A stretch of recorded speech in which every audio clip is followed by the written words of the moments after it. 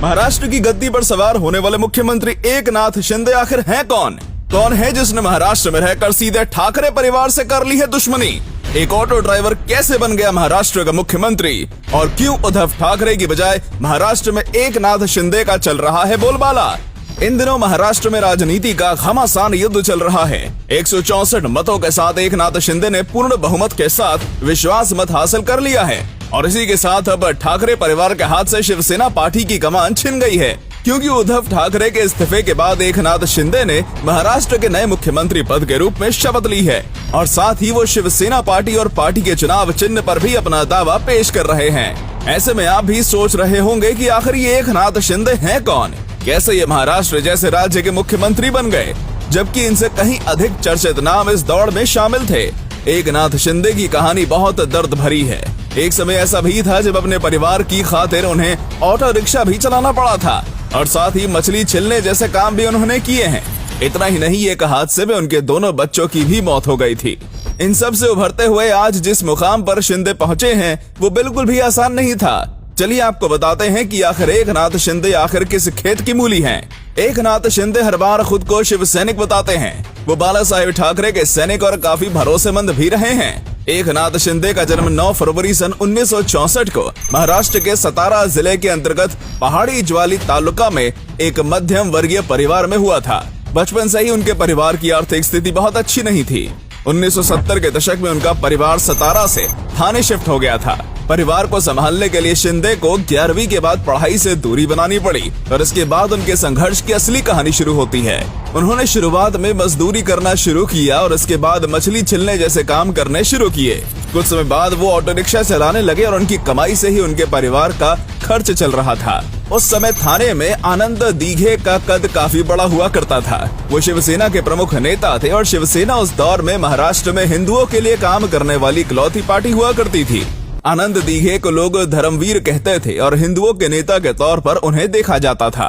वे बाला साहेब ठाकरे के काफी नजदीकी भी थे और ये भी कहा जाता है कि आनंद दीघे ने जो फैसला ले लिया उसके आगे ठाकरे साहब भी कुछ नहीं कहते थे, यानी आनंद दीघे का फैसला अंतिम फैसला होता था। वो अक्सर थाने में जनता दरबार लगाते थे और आम लोगों की समस्याएं दूर किया करते थे। आनंद दीघे के बारे में हमने ये सब बातें आपको इसलिए बताई क्योंकि एकनाथ शिंदे को राजनीति में लाने वाले आनंद दीघे ही थे। शिंदे आनंद दीघे को अपना राजनीतिक गुरु भी मानते थे। सन 1980 के दशक में एकनाथ शिंदे शाखा में शामिल हुए और उनकी मुलाकात एकनाथ शिंदे से हुई। धीरे धीरे शिंदे आनंद दीघे के सबसे चहीते और भरोसेमंद व्यक्ति बन गए। शिंदे पूरी तरह से आनंद दीघे के नक्शे कदम पर चलने लगे। आज भी शिंदे के व्यक्तित्व में आनंद दीघे की झलक नजर आती है और ये बात आप दोनों की तस्वीर और पर्सनालिटी देखकर समझ ही गए होंगे। सफेद रंग के कपड़े, माथे पर तिलक, एक जैसी दाढ़ी और हेयर स्टाइल, कई चीजें दोनों में एक समान नजर आती हैं। सन 1997 में एकनाथ शिंदे ने राजनीति में अपना पहला कदम रखा और अपने पहले ही इम्तिहान में वो पास हो गए। थाने के नगर निगम चुनाव में वो पार्षद बने। ये सब उन्होंने आनंद दीघे की छत्रछाया में ही किया। आनंद दीघे के कहने पर ही शिवसेना की ओर से शिंदे को पार्टी ने टिकट दिया था। राजनीति में आते ही एकनाथ शिंदे थाने में लोकप्रिय होने लगे। साल 2001 में वो निगम के विपक्ष नेता के रूप में चुने गए, लेकिन इस बीच उनकी जिंदगी में एक भयंकर भूचाल आया। साल 2000 में एकनाथ शिंदे अपने दोनों बच्चों के साथ अपने गांव सतारा में नाव की सवारी कर रहे थे कि अचानक नदी के बीच में उनकी नाव पलट गई। इस हादसे में शिंदे के दोनों बच्चों की मौत हो गई। 11 वर्षीय बेटा दीपेश और 7 वर्षीय बेटी शुभदा को खोने के बाद शिंदे पूरी तरह टूट चुके थे। उन्होंने राजनीति से संन्यास लेने का मन बना लिया था। लंबे समय तक वो किसी से मिले तक नहीं थे। इस दुख की घड़ी में आनंद दीघे ने उन्हें संबल प्रदान किया और उन्हें आगे बढ़ने की प्रेरणा दी। लगातार समर्थन मिलने के बाद साल 2001 में एकनाथ शिंदे फिर से राजनीति में सक्रिय हुए।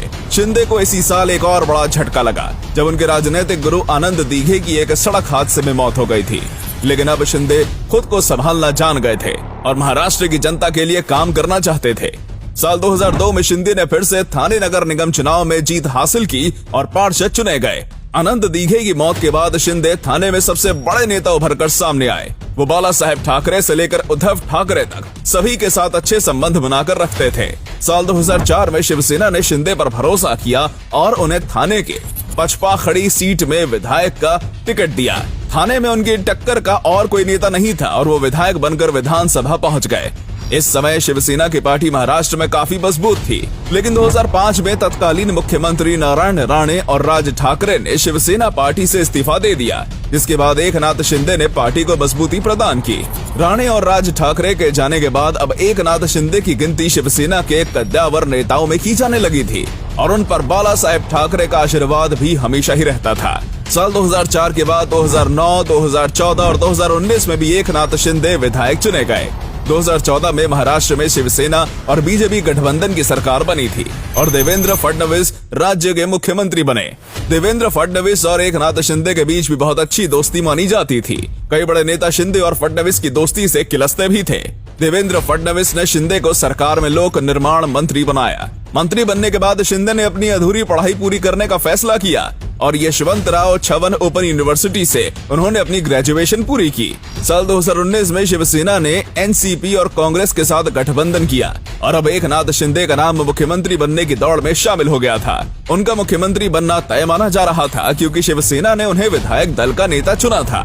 शिंदे के समर्थकों ने तो महाराष्ट्र में भावी मुख्यमंत्री के पोस्टर्स भी लगा दिए थे, लेकिन शिंदे का मुख्यमंत्री बनना एनसीपी कांग्रेस को मंजूर नहीं हुआ और उनके दबाव के कारण उद्धव ठाकरे महाराष्ट्र के मुख्यमंत्री बने। उद्धव ठाकरे की सरकार में शिंदे को शहरीय विकास मंत्री बनाया गया और कुछ समय के लिए उन्होंने गृह मंत्रालय का कार्यभार भी संभाला। एकनाथ शिंदे को शुरू से ही कांग्रेस, एनसीपी और शिवसेना का गठबंधन पसंद नहीं था। वो इसे बाला साहेब ठाकरे के नियमों के विरुद्ध मानते थे। साथ ही उन्हें ऐसा भी लगने लगा था कि ठाकरे उनकी अनदेखी कर रहे हैं। पार्टी में उन्हें वो स्थान नहीं दिया जा रहा था जिसके वो असली हकदार हैं। कहा जाता है कि उद्धव ठाकरे से मुलाकात के लिए उन्हें लंबा इंतजार करना पड़ता था और शिंदे की बजाय आदित्य ठाकरे को ज्यादा अहमियत दी जाने लगी। लेकिन अब पासा पूरी तरह पलट चुका है। पिछले 40 सालों से शिवसेना पार्टी के लिए काम करने वाले एकनाथ शिंदे को उनकी मेहनत का फल मिल गया है। आज एकनाथ शिंदे के पास 11 करोड़ से अधिक की संपत्ति है। कई नेता शिंदे की संपत्ति को लेकर भी उनका विरोध करते हैं, लेकिन शिंदे को अब इन छोटी मोटी बातों से कोई फर्क नहीं पड़ता। न सिर्फ शिंदे बल्कि उनके भाई और बेटे भी राजनीति में सक्रिय हैं। एकनाथ शिंदे के बेटे श्रीकांत शिंदे महाराष्ट्र की कल्याण लोकसभा सीट से 2 बार सांसद चुने जा चुके हैं और पेशे से वो एक डॉक्टर हैं। इस समय ठाकरे और शिंदे के बीच जंग एक रोमांचक मोड़ पर है। कई नेता दोनों के बीच सुलह कराने की कोशिश भी कर रहे हैं, तो वहीं दोनों गुट पार्टी के नाम और चिन्ह को लेकर सुप्रीम कोर्ट का दरवाजा भी खटखटा चुके हैं। अब देखना रोमांचक होगा कि कोर्ट किसके हक में अपना फैसला सुनाता है या फैसला आने से पहले ही मामला सुलझ जाता है। दोस्तों, उम्मीद करते हैं कि आपको आज की ये वीडियो अच्छी लगी होगी। एकनाथ शिंदे का ऑटो ड्राइवर से लेकर मुख्यमंत्री बनने तक का सफर आपको कैसा लगा, हमें कमेंट करके जरूर बताइएगा।